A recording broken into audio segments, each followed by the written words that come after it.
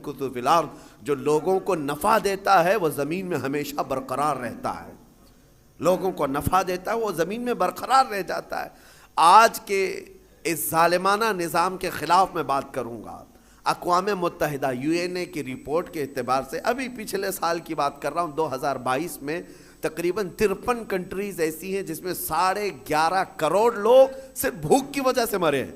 अस्सलाम वालेकुम वरहमतुल्लाहि वबरकातुहू। प्यारे नाज़रीन, आज के हालात जो चल रहे हैं हम सब इससे वाकिफ़ हैं कि मुसलमानों को टारगेट किया जाता है, कभी मस्जिदों पर, कभी दरगाहों पर, कभी खानकाहों पर तरह तरह के इल्ज़ाम लगाए जाते हैं कि मंदिर है, फलां चीज़ है, ढिमका चीज़ है।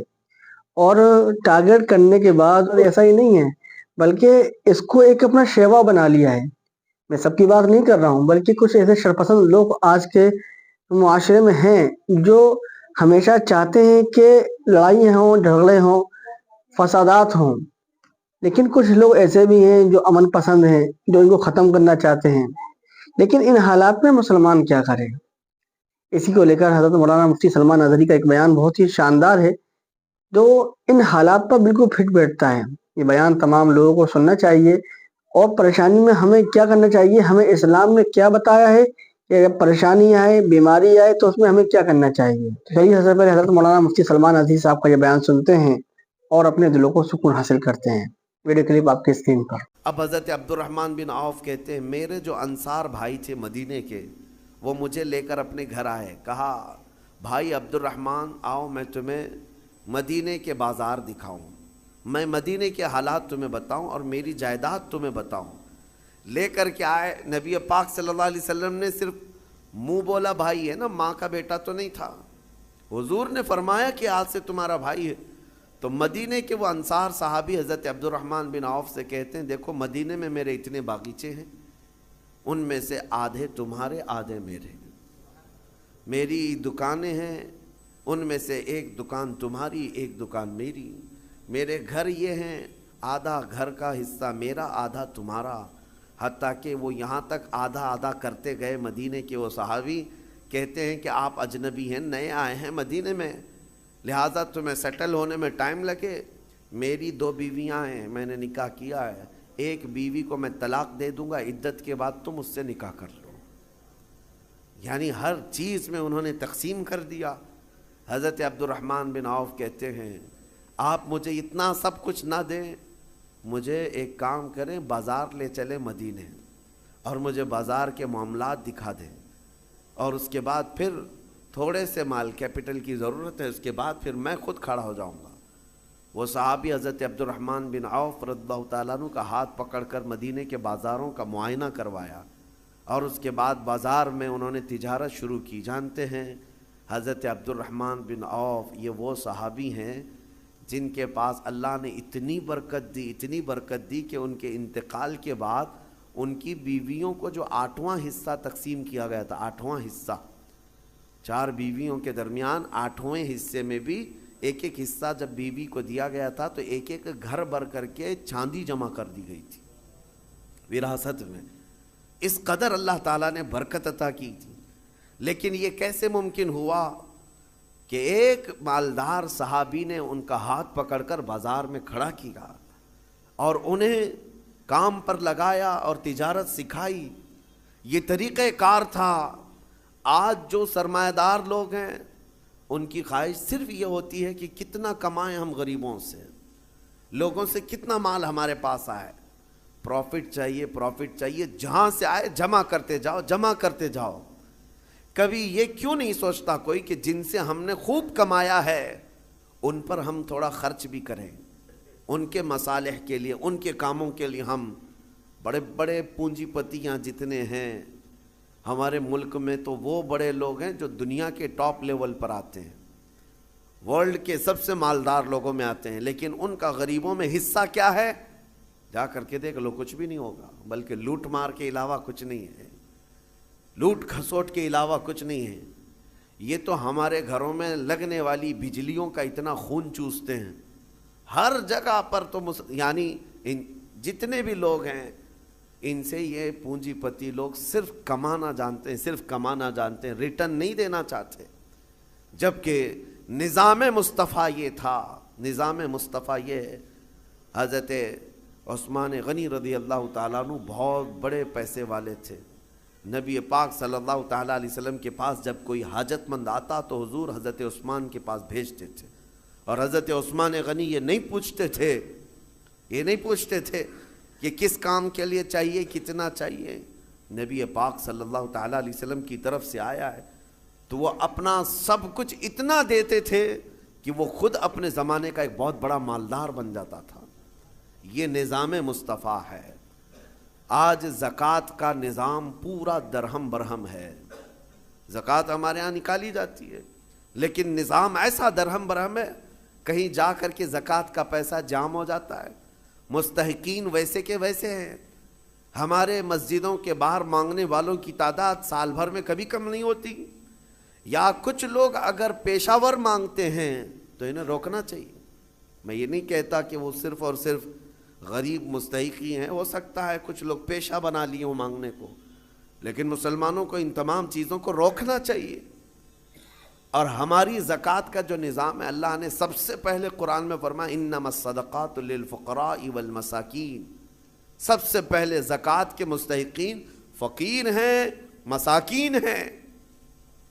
اور پھر یہ جو مدارس کا ہے، مدرسوں کو زکوٰۃ، ان کا نمبر قرآن پاک میں سب سے اخیر میں ہے، فی سبیل اللہ، یعنی جو اللہ کی راہ میں ہیں، وہ طالب علم ہے۔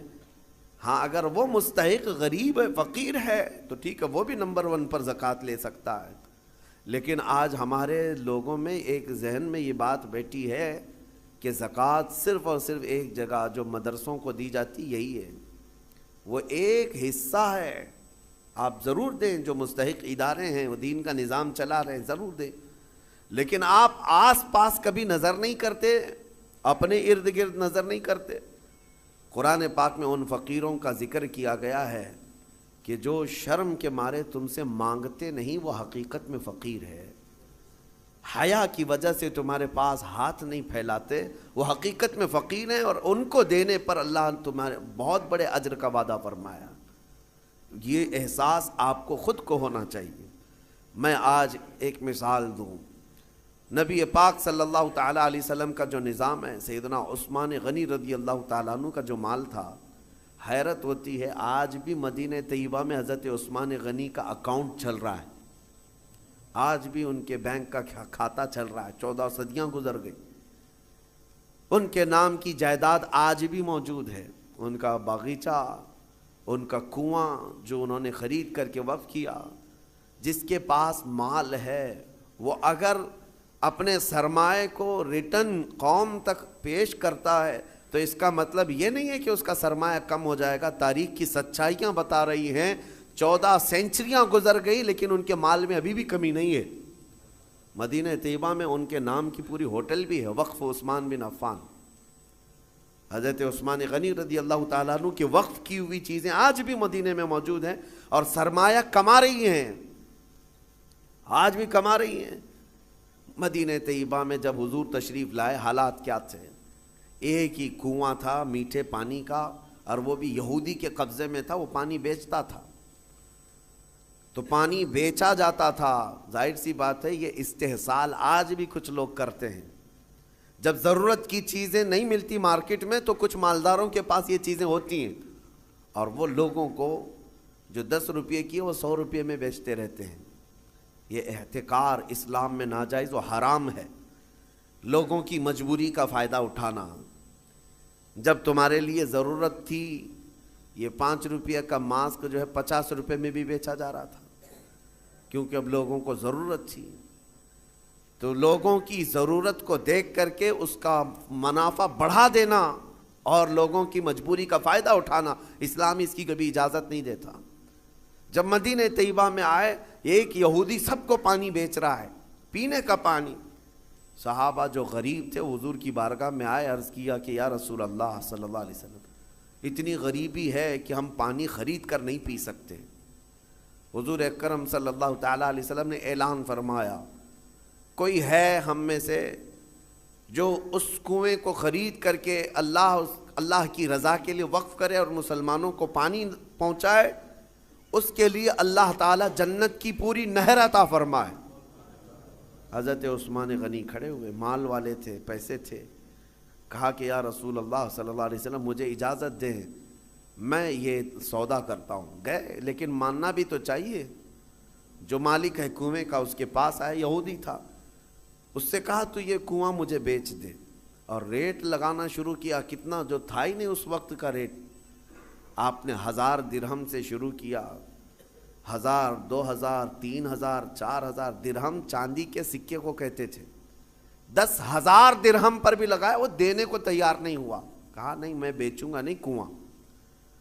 پھر حضرت عثمان غنی نے ایک راستہ یہ نکالا، کہا اچھا ٹھیک ہے تو نہیں بیچے گا، پارٹنرشپ میں تو کر لیتے ہیں، آدھا آدھا کر لیں گے، تو آدھا مالک میں آدھا مالک، ایک دن تو بیچ ایک دن میں بیچوں گا۔ وہ اس بات پر راضی ہوا کہ کنواں تو میرے پاس ہی رہے گا، پارٹنرشپ میں لے لوں گا۔ 12,000 درہم چاندی کے سکے دے کر حضرت عثمان غنی نے کنویں کی آدھی ملکیت اپنے حاصل کر لی، آدھی ملکیت لے لی۔ اب اس کے بعد طے یہ پایا تھا کہ ایک دن یہودی کے قبضے میں رہے گا، ایک دن حضرت عثمان غنی کے قبضے میں رہے گا۔ اس کے قبضے میں جب ہے وہ پانی بیچے، جب ان کے قبضے میں ہو تو یہ پانی بیچے۔ حضرت عثمان نے آدھا پارٹنرشپ میں لیا اور مدینے میں آ کر اعلان کر دیا جسے پانی چاہیے وہ میری باری کے دن مفت میں لے جائے، جس کو اپنے پانی کی ضرورت ہے۔ مدینے کے غربا، مساکین اور سب اہل مدینہ حضرت عثمان کی باری کا انتظار کرتے، جس دن ان کی باری ہوتی سب پانی لے لیتے، اور جب یہودی کی باری ہوتی وہ مکھیاں مارتا بیٹھتا، کون خریدتا؟ جب پانی مفت میں تقسیم ہو رہا ہو تو پیسے دے کر اس سے کون لیتا؟ تو اس نے جو سودا کیا تھا پھر وہ کہنے لگا کہ میں تو گھاٹے کا سودا کر لیا۔ عثمان چالاکی کر گیا، یہودی کہتا رہا، اور اس کے بعد کئی دن تک اس کے کنویں پر کوئی خریدار نہیں آتا۔ تو اب حضرت عثمان کے پاس وہ آیا اور کہا باقی آدھا بھی خرید لو، آدھے کی جو پارٹنرشپ چلا رہے ہو باقی آدھا بھی تم خرید لو۔ حضرت عثمان غنی اس وقت کہتے ہیں اب مجھے خریدنا نہیں ہے، پارٹنرشپ پہ ہی چلیں گے، آدھے آدھے پر ہی چلیں گے۔ پھر حالات یہاں آئے کہ بہت اونے پونے اس یہودی کو چند سکوں پر، چند درہموں پر اپنا پورا کنواں دے کر جانا پڑا۔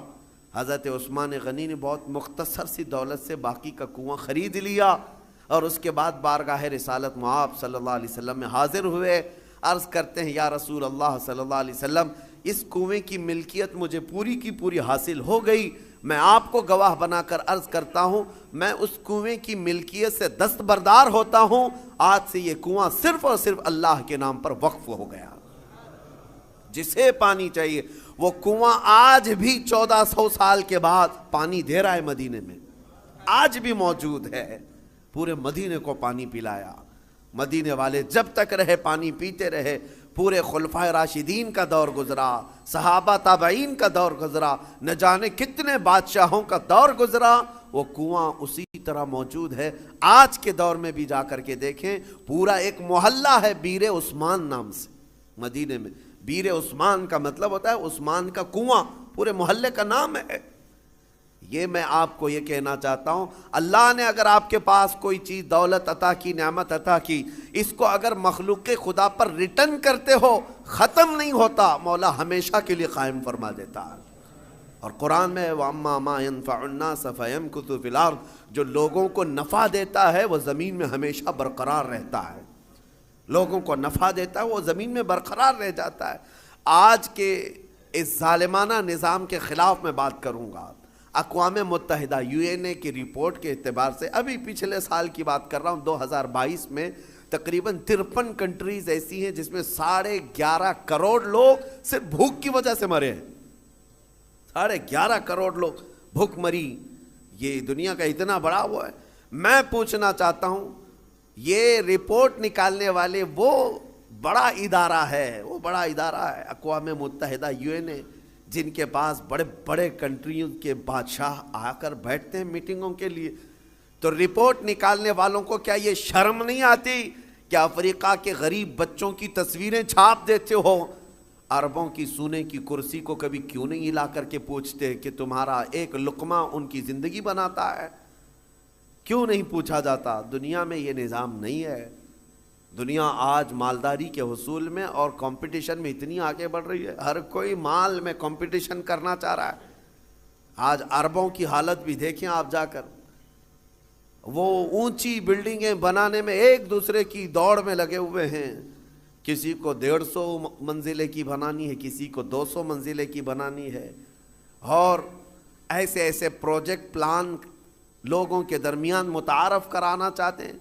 सऊदी भी दौड़ने लग गया, कतर भी दौड़ रहा है, यूएई भी दौड़ रहा है। माल की रेल पेल इतनी है, लेकिन उनके करीब में यमन के 50 लाख लोग बेघर हैं।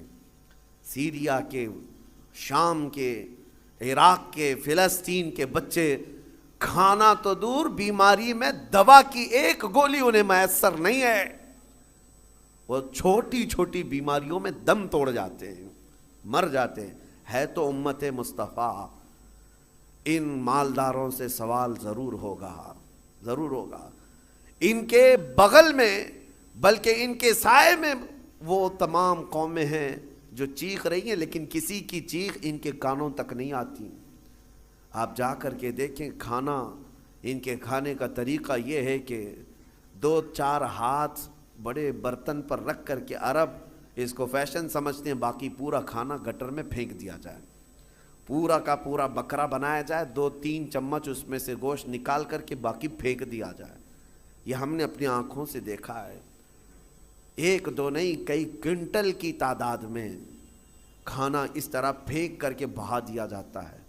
और एक तरफ एक ब्रेड के लिए, एक रोटी के लिए सीरिया में बच्चे धूप में दिन भर कतार लगाकर खड़े होते हैं।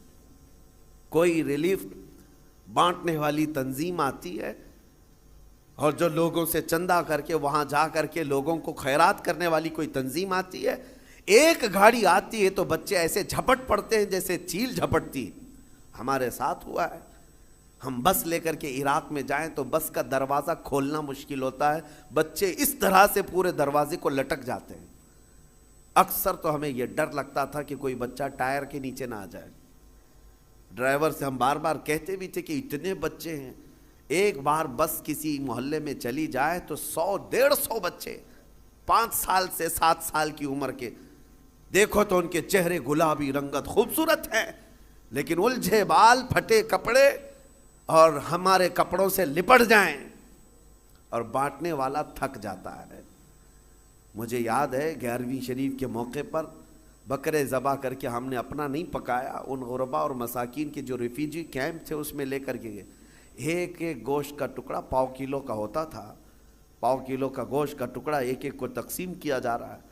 बच्चे इस तरह से झपट करके लेते, और मैंने देखा हमारी आंखें भीग गई थी।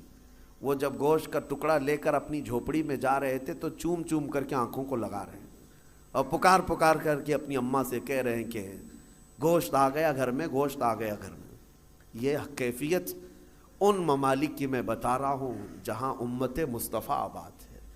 मेरे अजीज़ों, ये दर्द इसलिए कह रहा हूँ, एक तरफ सरमायादाराना निज़ाम है, अरबों की पैसों की रेल पेल देखो, इनको सोने की कुर्सियाँ बनाना है, सोने की कमोड बनाना है, इनको लग्जरी गाड़ियों का कलेक्शन जमा करना है, और कोई अमेरिका और सुपर पावर कंट्री का कोई बादशाह आए, कोई बड़ा लीडर आए तो उसको सोने की जंजीरों से और उसको गिफ्ट से भर देना है।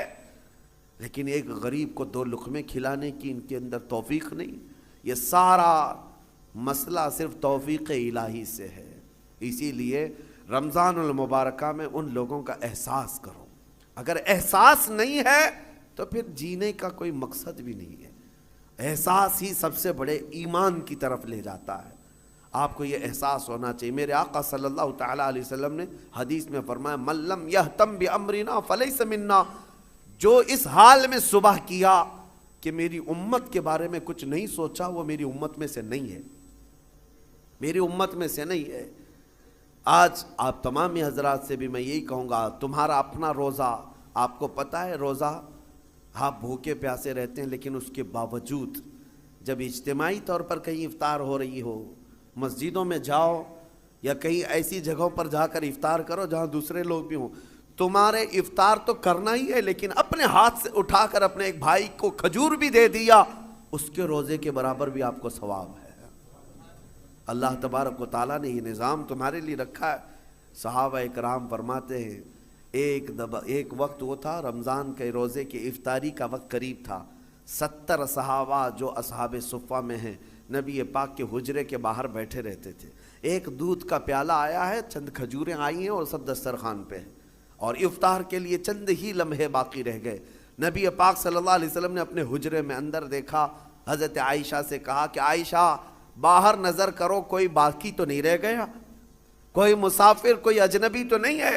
हज़रत आयशा कहती हैं वो खिड़की से अंदर से झांक कर देखती हैं, जन्नतुल बकी कब्रस्तान हुजूर के हुजरे से थोड़ी दूर पे है, एक दरख्त था गरकत का, उस दरख्त के नीचे कोई एक मुसाफिर आया है और उलझे हुए बाल हैं, कहीं लंबे सफ़र से आया, वो अपनी सवारी को बांध रहा है। हज़रत आयशा ने कहा, या रसूल अल्लाह सल्लल्लाहु अलैहि वसल्लम, कोई दूर का मुसाफिर लगता है।